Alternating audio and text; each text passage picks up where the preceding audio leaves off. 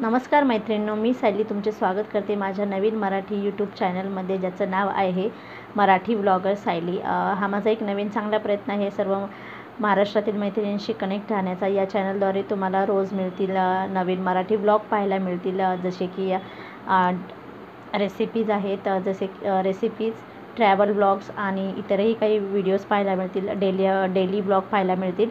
आणि जर तुम्हाला माझे व्हिडिओ आवडत असतील तर प्लीज सबस्क्राईब करा, लाईक करा, शेअर करा, कमेंट करा। हा माझा फर्स्ट व्लॉग आहे, हा मी शेअर करत आहे किचन सफर। इथे किचन एंट्रीलाच तुम्हाला समोर फ्रीज दिसेल आणि हा असा माझा एल शेपचा किचन ओटा आहे। हे किचनचं आम्ही रिनोव्हेशन 14 वर्षापूर्वी केलेलं आहे। समोर शेगडी आहे, पाण्याचा पिंप, फिल्टर आणि मागे एक छानशी खिडकी आहे, तिथून खूप छान व्ह्यू दिसतो। हे असे आम्ही वरती शेल्फ बनवून घेतलेला आहे आणि ते वरती आम्ही असे लॉफ्ट बनवलेले आहे, ज्याच्यामध्ये भरपूर सारं स्टोरेज आहे किचनचं। म्हणजे जे काही आपल्याला सामान ठेवायचं आहे एक्स्ट्राचं ते वरती आम्ही ठेवून दिलेलं आहे। आणि अशा तिन्ही भिंतींना आम्ही असं बनवून घेतलेलं आहे आणि तिन्ही भिंतींना टाईल्स लावलेले आहेत आणि एक्झॅक्ट गॅसच्या समोरच्या भिंतीला देवघर आहे।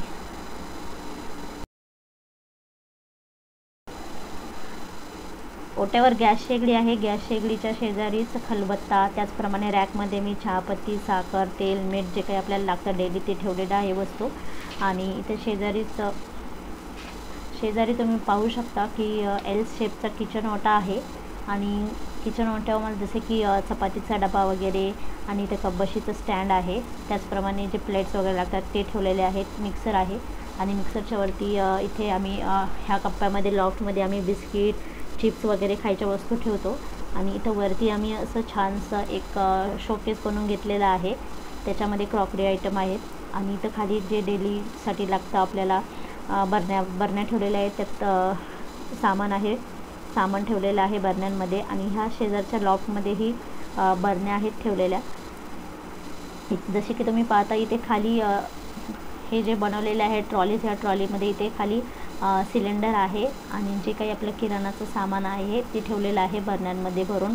बरण्या आणि मोठमोठे डबे आहेत इथे। आणि इकडे शेजारी फ्रीज आणि मिक्सर आहे, तिथं आम्ही फ्रीजसाठी आणि मिक्सरसाठी पॉईंट्स बनवून घेतलेले आहेत इथे मागच्या वरती साईडला।